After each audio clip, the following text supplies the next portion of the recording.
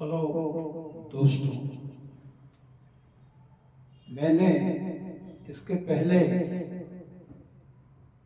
जो कल एक पोस्ट में विश्वास और धोखे पे ये कुछ बातें रखी थी, आज वो इतनी महत्वपूर्ण है, इसलिए फिर से मैं उसी पे आ रहा हूँ कि आज हम ये देख रहे हैं कि दुनिया में ये दो धारा चली ही रही है। और इसके पहले मैं ये बता दूं, पिछला उदाहरण लेके आज भगवान श्री राम के राम मंदिर का ध्वजारोहण समारोह हुआ और हमारे लिए बड़े गर्व और प्रसन्नता की बात रही और उसमें बड़ी बड़ी हस्तियों ने शिरकत की और अपने विचार रखे। मैं इस संदर्भ में एक ही बात कहना चाहता हूँ कि आज जब हम भगवान राम और रामायण काल की बात पे आते हैं तो सीता जी का उदाहरण हमको मिलता है कि लाख लक्ष्मण जी के चिताने के बाद, समझाने के बाद, हिदायत देने के बाद वो भरोसा था जिसने ये मंजूरी नहीं किया कि मैं अगर ये लक्ष्मण रेखा को लांघती हूं तो मेरे को कोई खतरा है, और है तो है पर भरोसा नहीं टूटना चाहिए, क्योंकि धर्म कहता है कि हमको भरोसा करना चाहिए। और नतीजा हमने देखा, सीता हरण हुआ, रावण को लेकर उसी बात से राम और रावण युद्ध हुआ।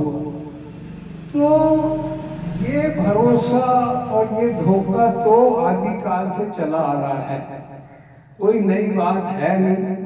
परंतु एक बात जरूर है कि इसमें एक बात अच्छे से समझ लेना चाहिए कि विजय हमेशा ही भरोसा करने वालों की होती है। ईश्वर उनके साथ होता है, उसकी हर परिस्थिति में, हर समस्या में, हर उसकी कठिनाई में ईश्वर उसके साथ होता है। इसलिए इस आत्मविश्वास के साथ, और इसका बहुत बड़ा, मैं जो बात कर रहा हूं स्वास्थ्य से संबंध है इसका।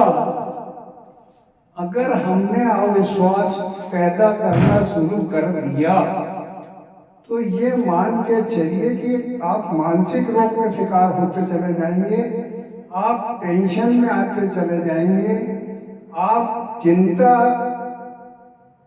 से ग्रसित हो जाएंगे। चिंतन जहां होना चाहिए वहां हम चिंता करने लगेंगे। इसलिए मैं तो आध्यात्मिक क्षेत्र का आदमी हूं और आपसे वही अध्यात्म की बात करता हूं कि हमको तो ईश्वर पर अटूट विश्वास रखना चाहिए। हमारे जितने ऋषि महर्षियों ने सिद्धांत बनाए, हमारे धर्म में जो सिद्धांत निहित है, उसके आधार पे हमको ईश्वर पर अटूट विश्वास करके अपने व्यवहार, अपने आचरण, अपनी सोच, इसमें जरा भी चिंता करने की जरूरत नहीं है। और ऐसे लुटेरे ढेर आते रहेंगे, ऐसे धोखा देने वाले ढेर आते रहेंगे। तो मैं एक बात पूछना चाहता हूँ आपसे कि आदमी धोखा कितनी बार देगा और किसको देगा? जो नंबर एक की बेवकूफी कर रहा हो, जो नंबर एक का लापरवाह हो, और नहीं तो ये धोखेबाज तो एक के बाद में दूसरी बार हिम्मत नहीं कर सकता। तो धोखे की उम्र ज्यादा लंबी नहीं होती है, लुटेरों की उम्र ज्यादा लंबी नहीं होती है, और फिर ईश्वर भी उनको देखने वाला। इसलिए आप भी ठेकेदार मत बनो, बेफिक्र रहो, हंसो, क्योंकि हमारे अंदर दो धाराएं हैं, एक निगेटिव है, एक पॉजिटिव। जब अगर हम ये दुनिया को घुसड़ेंगे, दुनिया को लाएंगे और उस पर अपना दिमाग लगाएंगे तो मैं खुद परेशान हूँ कि जिस क्षेत्र में देखते हैं, चाहे वो चिकित्सा के क्षेत्र में हो, चाहे और वो आपके खान पान के क्षेत्रों में मिलावट की भरमार है, दवाइयों में मिलावट है, यहाँ तक कि इलाज में मिलावट है। तो क्या करिएगा, ये सब चल रहा है और ये जिसको देखना है वो देखे, हमको भुगतना है, हम भुगतेंगे। इसलिए मैं ये कहता हूँ कि मैं ज्यादा इस पे कमेंट इसलिए नहीं करना चाहता हूँ कि मेरा विषय हंसी खुशी प्रफुल्लता और आनंद में दुनिया रहे। अगर इनकी चर्चा करने लग जाए, और आप अच्छे से जानते हैं मैं क्या बोलूं, मैं तो इस क्षेत्र में ज्यादा घुसना भी नहीं चाहता। इसकी अच्छी सी कड़वी जो सच्चाई वो आप अच्छे से समझते कि अगर इस क्षेत्र की बात करें तो कितनी कटुता है, कितने धोखे हैं।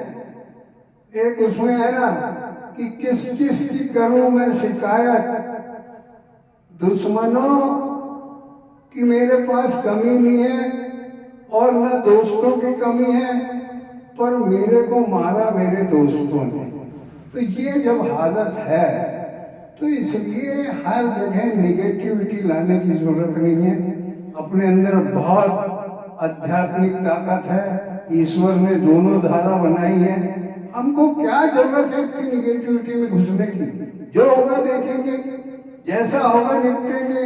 सबसे पहले अपने अंदर ताकत पैदा कर, अपने अंदर विल पावर पैदा कर, अपने को अच्छी बात में डालो। हम दान कर रहे हैं, हम धर्म के रास्ते पे चल रहे हैं, हम सामने वाले पे विश्वास कर रहे हैं। अब उसका जिम्मेदारी है कि उसके पास छुपा एजेंडा क्या है, उसकी हसरत में क्या फितरत है और क्या वो गड़बड़ी कर रहा है वो जाने। और ये दिख भी रहा है ना, कई लोग जेल में गए हुए हैं, ये सब दिख रहा है। ये भीड़ कितनी कहीं रही हो, वहां पे जेल में भी गए लोग, वो भीड़ का कोई मायने नहीं, क्योंकि हमारा हिंदुस्तान तो भेड़िया दसान है ही। इसलिए भीड़ पे मत जाइए, सच्चाई एक दिन सामने आनी है और इसलिए हमको चिंता करने की जरूरत नहीं। और सबसे बड़ी बात कि सत्य को मानो, ईश्वर को मानो, प्रकृति को मानो। मैं कहता हूँ धर्म को भी मानो, मत मानो, पर उसके अंदर छुपा एजेंडा अगर कोई घुसड़ के चल रहा है तो वो देखिए और वो ईश्वर देखेगा। इसलिए मेरा आज आपसे यही निवेदन है कि हमको बहुत खुश रहना है, हमको पॉजिटिव सोचना है, हमको पावरफुल तरीके से सोचना है। और एक बात और, इनसे निपटने के लिए भी अपने अंदर ताकत पैदा करो। क्या मजाल है कि कोई हमको धोखा देने की हिम्मत भी करे। इसलिए इनसे निपटने की तुम्हारे अंदर कुव्वत भी पैदा होना चाहिए, चिंता करने से नहीं होती। वो धोखा देने वाला घबरा जाना चाहिए कि भैया यहाँ पे अपना दाल गलने वाली नहीं है। इसलिए मैं चाहता हूँ इसका एक ही इलाज है, अपने अंदर ताकत पैदा करो। और ताकत तब पैदा होगी जब आप खुश रहेंगे, आप ईश्वर में विश्वास करेंगे और इस विश्वास को आप बिगड़ने नहीं देंगे। और नहीं तो इन कचरे बाजार की अगर बात करें तो इतना कचरा भरा हुआ है कि आपको वैसी सलाह लगेगी, आप वैसे ही बीमार हो जाएंगे, वैसे ही आप दुर्बलता के शिकार हो जाएंगे। इसलिए ये सब फालतू बातें हैं। हमको स्वच्छ वातावरण में, अच्छी बात में और इनसे निपटने के लिए दमदार बनना चाहिए। और इनमें ताकत क्या है? अरे जो आदमी की नजर दूसरे को धोखा देने पे वो कितना कमजोर है, तो ऐसे कमजोर लोगों से डरोगे कि वो होशियार हो। वो नंबर 1 का बेवकूफ, नंबर 1 का लालची, नंबर 1 का गिरा हुआ आदमी, उसको इतनी तरजीह देने की जरूरत नहीं है। वो कोई चतुर फतुर है नहीं, क्योंकि चतुराई वो है जो आपको लंबे समय तक काम दे, लंबे समय तक आपका साथ दे, आपकी इज्जत बढ़ाए, आपका स्टेमिना बढ़ाए, आपकी बुद्धि बढ़ाए। ये धोखा देने वाले इनकी क्या औकात है, मैं पूछता हूँ। और इसीलिए आज दुनिया में इतने धोखे होने के बाद कोई किसी का बाल नहीं बिगाड़ पा रहा है, थोड़ा बहुत चलते रह रहे हैं। इसलिए चिंता करने की जरूरत नहीं। मैं यही चाहता हूँ कि इस नेगेटिविटी से आप अपने को निकालें। बढ़िया, भगवान ने हंसने के लिए बनाई है दुनिया, खुश होने के लिए बनाई है। मजा लेने के लिए बनाई है, लोगों को परोपकार करने के लिए बनाई है, दूसरों पे विश्वास करने के लिए बनाई है। वो वातावरण पैदा करो, धीरे धीरे कचरा हट जाएगा। और इनको जलाने के लिए माचिस भी तैयार रखो, एक सब मिलके हल्ला मचाएंगे तो ये वैसे ही भर जाएंगे। धन्यवाद, जय हिंद।